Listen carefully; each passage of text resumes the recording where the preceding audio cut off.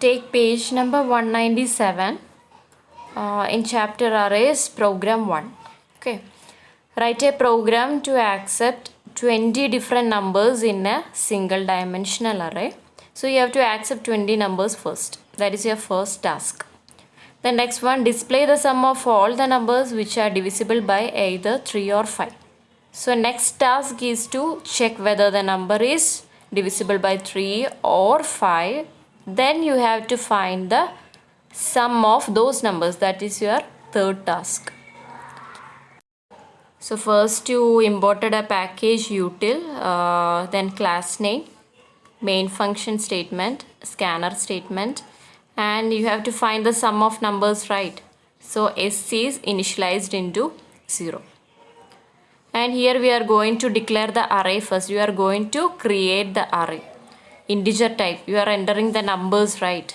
So you are declaring a integer array. So int m. M means array name. Whatever you can give. Okay. And square bracket represents array equal to new keyword. By using new keyword, again data type, and inside the square brackets you need to declare the array size. 20 numbers, right? You have to declare, you have to enter. So 20 I give. And in for loop, I value is 0 from 0 to less than 20. That means from 0 to 19 you need to save the values into these memory locations. So from 0 to 19 each time I value will be incrementing, and each time in memory location you can enter the numbers. And it is accepted using in dot next int and stored in this array. So I value will be changing at each time after entering each number. Okay, so you entered and stored it in memory location, and that for loop is closed. And again next for loop is opened. So why we again open the for loop? Because we need to access those stored items. Why? Because we need to operate according to the condition.